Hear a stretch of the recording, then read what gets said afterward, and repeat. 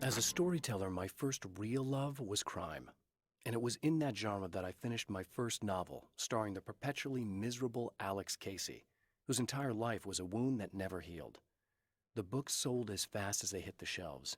I wrote 5 more Alex Casey books, and they all were bestsellers. I became rich.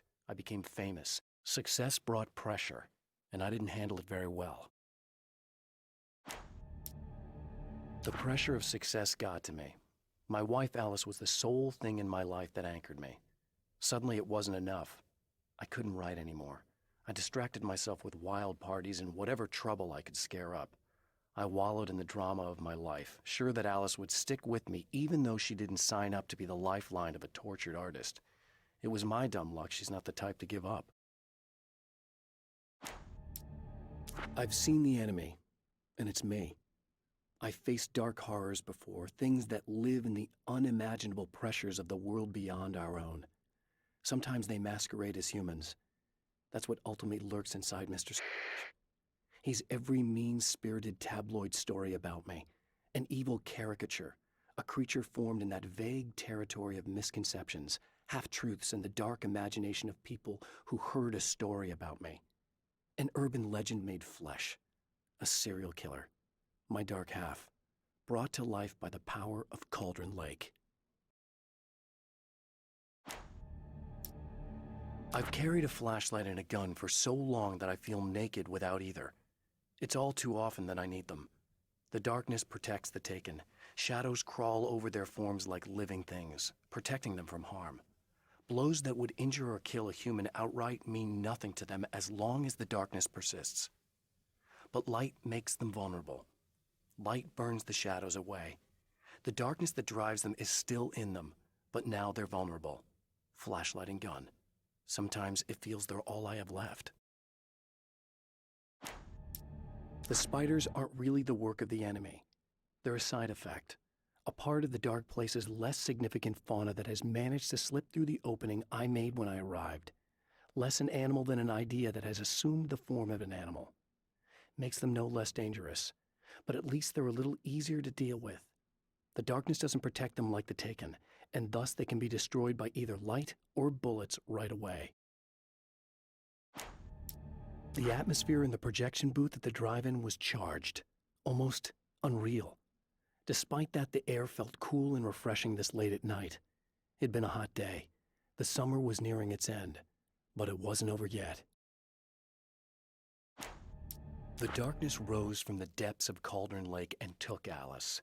It needed words. It needed me to write its way into our world. She was leverage, a hostage. I complied, but with a twist. I put in a loophole that gave me a chance to fight back. I was hunted by shadowy enemies, but I faced the darkness. I fought it with light. I drove it back. I saved Alice, but it came with a cost. I was trapped in the dark place below Cauldron Lake. After my disappearance, they thought I was dead. I might as well have been. I know it's been 2 years. I know Alice has moved on. I've tried to find a way back to her, back to my life, but escaping the dark place is almost impossible. Time does strange things here, but dreams and radio signals can pierce the veil between the worlds. I catch glimpses and echoes of the world. Sometimes I send messages out. I can only pray that they hear them. Stories come naturally to us. We can't help it. There are many different worlds, many competing realities within our heads, fueled by books, television, even barely remembered childhood tales. There's an endless supply of fictional concepts more familiar to us than anything or anyone real. We have a far greater connection to the fictional characters we know and love than the random people we pass on the street. Our destinies and inspirations are shaped by lies, myths, and fables. There are places where our world is worn thin and another reality brushes against ours. One such site is Cauldron Lake near Bright Falls, Washington. But there are others. That other reality is dark, vast, and malleable, always in flux. In its depths dwell vast forces and alien energies.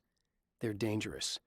But in one of these places, if you know how, you can channel the power of that place and use it to shape reality.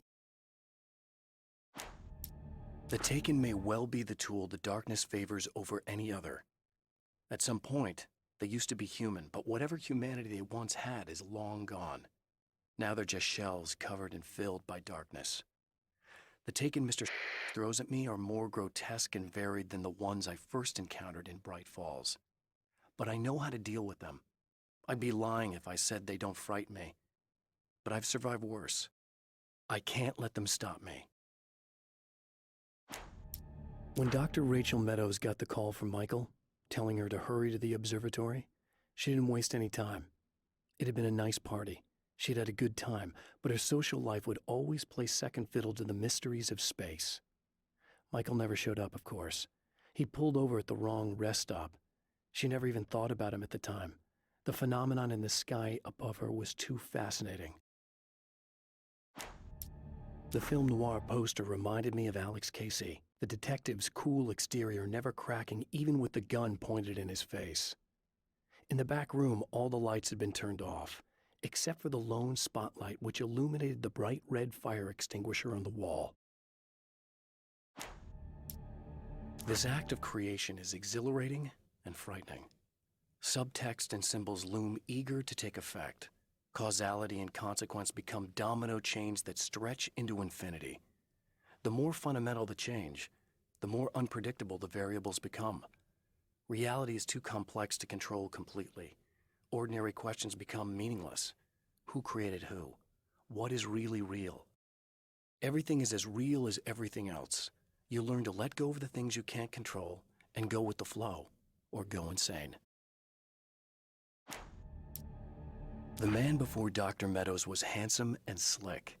He moved with lazy confidence and didn't bother to pretend that he wasn't staring at her. She didn't mind, at first. Then the man flicked open the knife and shoved her out of the control room so she wouldn't hear the signal, whatever it was. Outside, she pulled her lab coat closed and thought about running. She didn't. She didn't think she'd get very far. Not from him. She never was entirely sure why he spared her. I'd found her film from the pile of containers in the back. I'd threaded it into the projector. I swallowed hard, staring at the screen, hearing her voice, the sunrise I remembered so well only moments away. And then Mr. was there, nailed by the projector's beam, caught in his own trap. He shouted at me, first in confusion, then rage. And then the sun came up and things started to burn.